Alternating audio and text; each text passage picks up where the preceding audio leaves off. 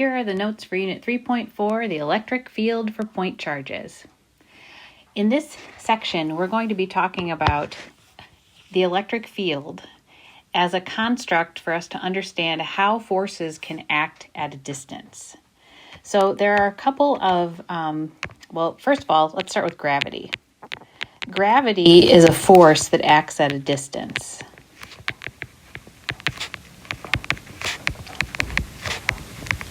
We can't easily see the mechanism by which gravity works, and therefore we call gravity a field force. If we had a planet like the Earth, and if an object came sufficiently close to the Earth, we would say that the object was in the Earth's gravitational field. And that field is simply, the field is simply an area of space where the force happens. Now, we've also seen electric fields, we've seen forces between two charged objects, so we're also going to have this construct called an electric field. Now, going back to gravity for a moment, we can take F equals ma and rearrange it to write it as A equals F over m. And for a falling object, we would say that the acceleration of gravity is g, and we would say that g is equal to weight over mass. And in fact, instead of saying that g is 9.81 meters per second squared, I could say that g is 9.81 newtons per kilogram, and that comes from force over the mass, newtons per kilogram. So it's a ratio of force per unit mass. The electric field is a ratio of force per unit charge. So it's going to be newtons per coulomb. So I hope when you look at this, you can see the similarity between the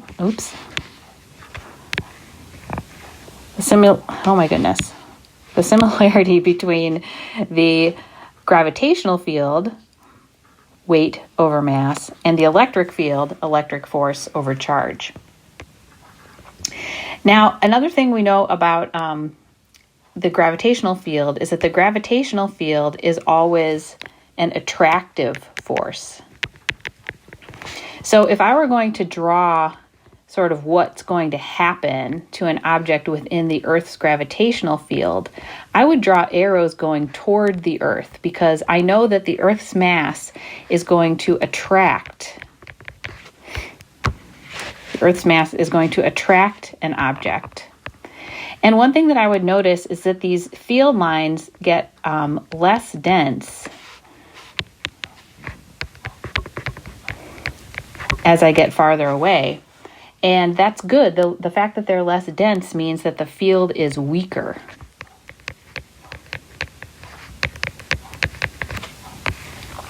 So we're going to see a similar situation for a charged object. Our convention is going to be to consider what would happen to a positively charged test charge when it comes near a larger charge. So here I've got a larger charge, which I'm going to label capital Q, and then I've got a little test charge, which is lowercase q.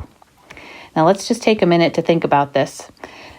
The little test charge is simply used to tell the strength of the electric field. The test charge does not change the electric field much, just like if I were to go stand, I am, on the surface of the Earth, my relatively small mass does not change these gravitational field lines.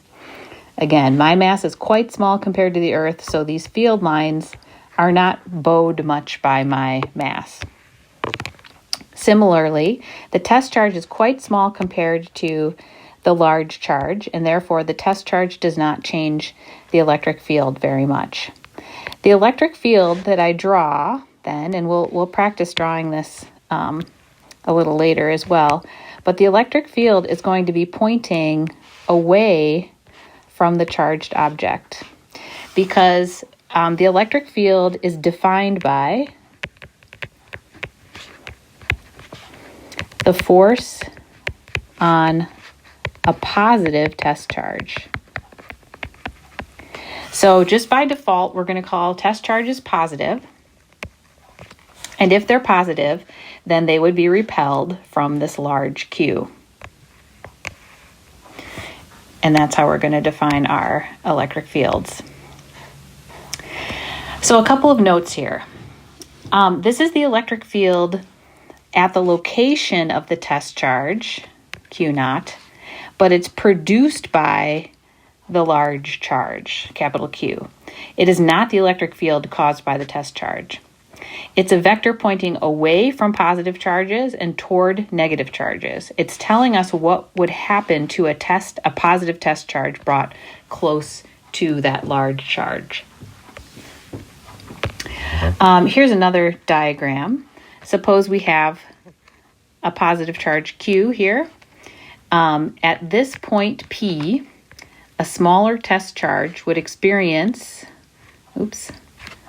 a force away, a repelling force, and we could use that, we could find the magnitude of the electric field at that point by taking the force divided by that test charge. Also notice that the electric field is a vector. It does have a direction, and therefore there's a little caret on top to indicate that. If I had a negative charge, the electric field at point P would point toward that negative charge because a positive test charge would be attracted to a negative charge. Okay, to calculate the strength of the electric field, we're going to take K, same K as we used before. K is roughly 9 times 10 to the 9th, times Q over R squared. Now, this is really similar to something we saw before.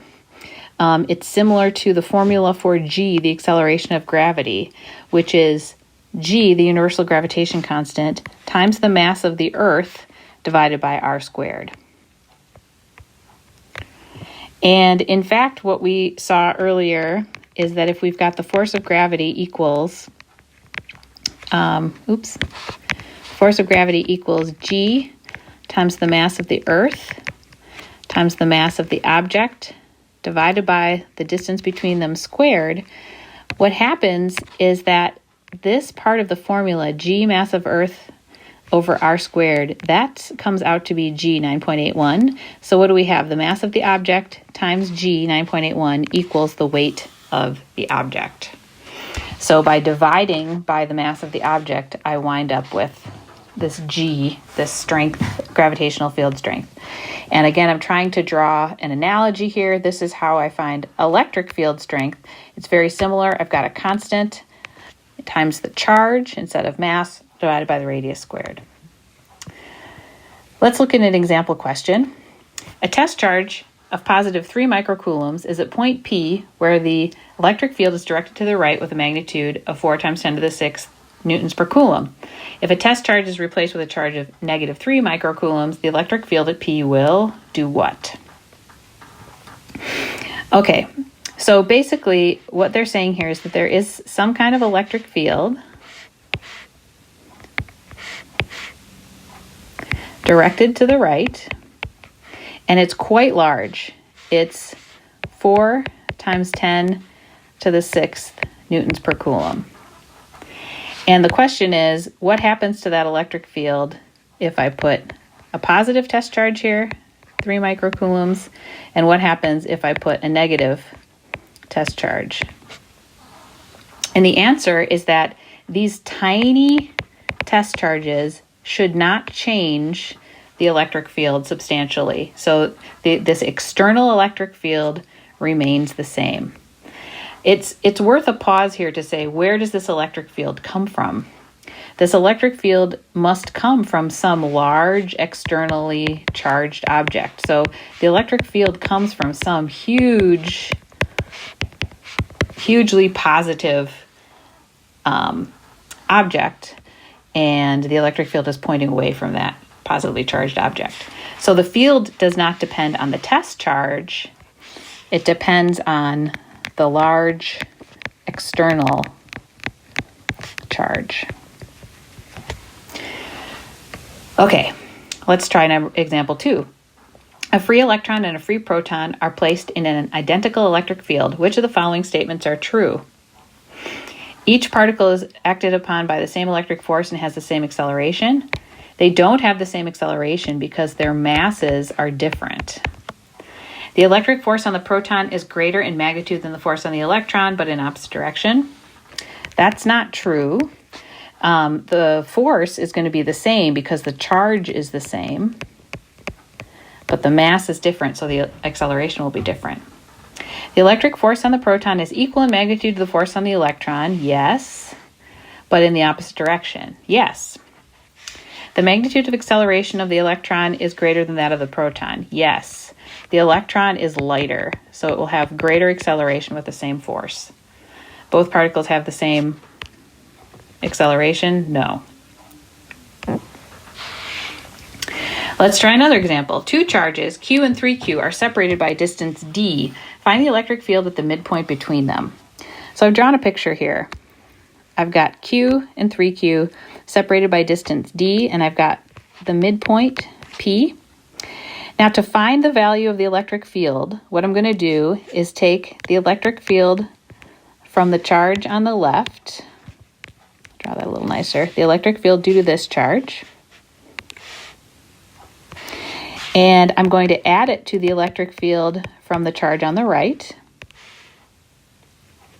Now the electric field from the charge on the right is going to be bigger, and it's going to be in the opposite direction, so it's going to be negative.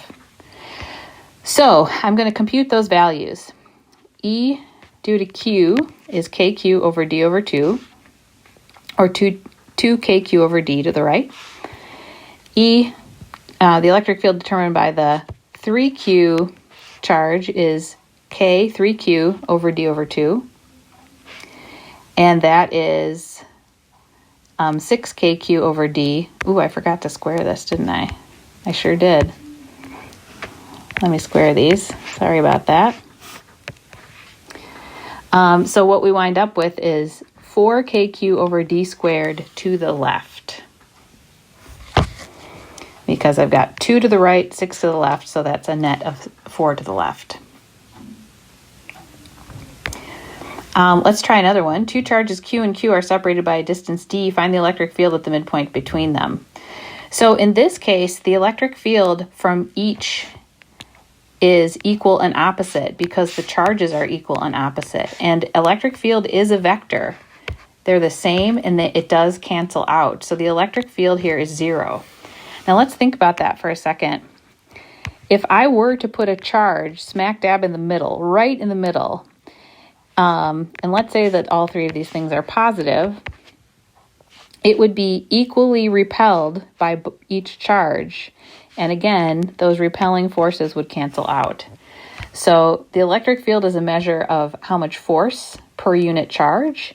And if the net force at that point is 0, then the electric field at that point will be 0.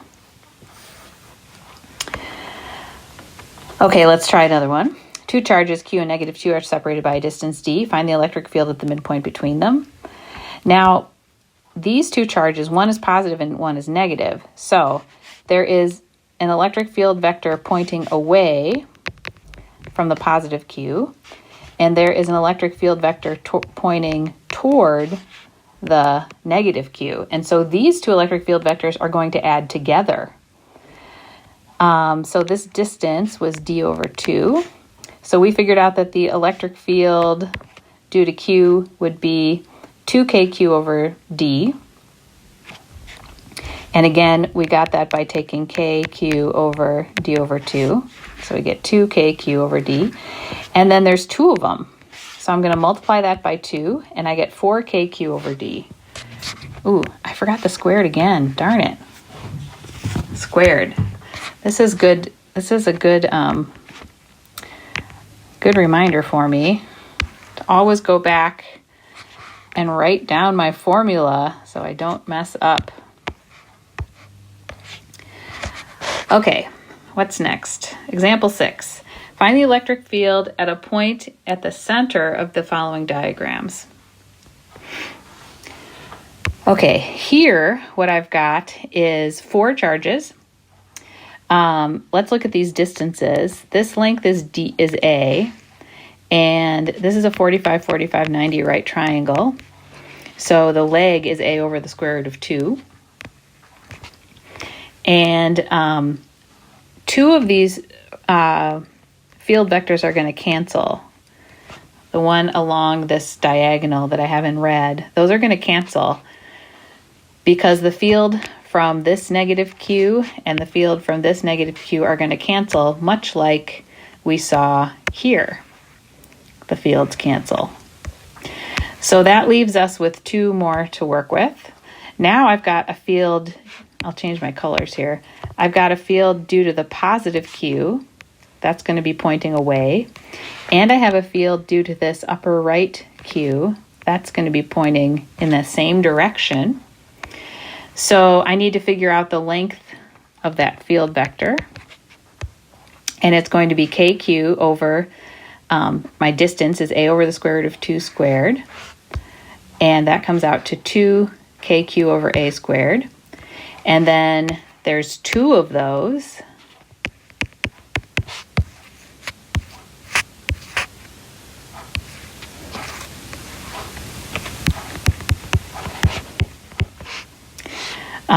There's 2 of those, so when I add those both together, I get 4 KQ over A squared. Okay, last one. What's the electric field at this point, right in the middle of a square? We've got 4 charges, 1 at each vertice of the square, or each vertex of the square. And this is another situation where we're going to have some canceling. I've got a field from the lower left, and I've got a field from the upper right, and they cancel. I've got a field from the upper left, and a field from the lower right, and they cancel. And so the electric field, the net electric field there is 0 newtons per coulomb. All right. Thanks for hanging in with me this far. Next, I'm going to just show you something that's sort of foundational to our next section. I'd like you to think about what happens. I'm actually going to start at the bottom. We've been looking at fields around a point. This is what a gravitational field around the Earth would look like. It would be pointing toward the Earth because masses are attracted, always have an attractive force. And just a reminder, I went through this earlier, but the gravitational force between 2 objects is G times the mass of the Earth times the mass of the object over R squared. And this part circled in pink is equal to G 9.81, little g 9.81. We would call, actually this wouldn't be potential. We would call this the field strength.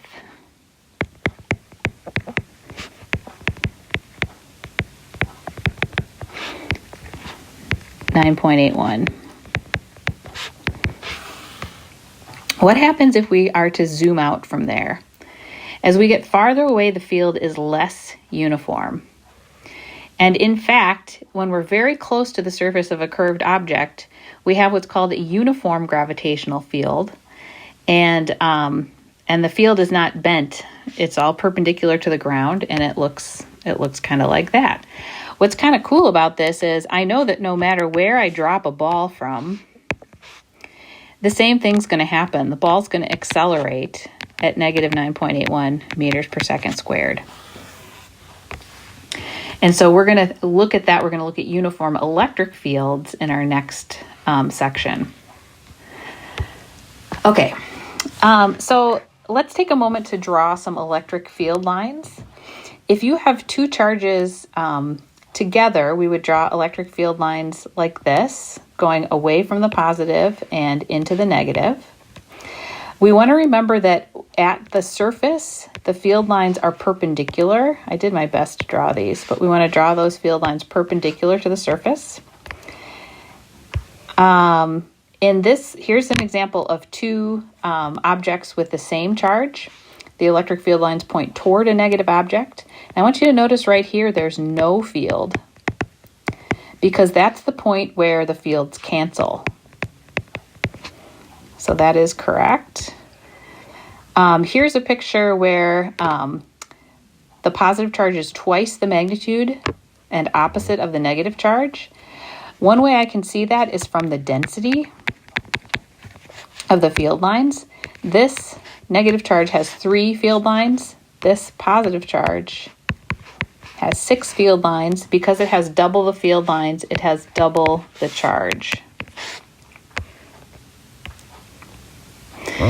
And then finally, we want to introduce this idea of a uniform field. So here we've got 2 charged plates. One is positive, one is negative. And in the center, we have what's called a uniform field.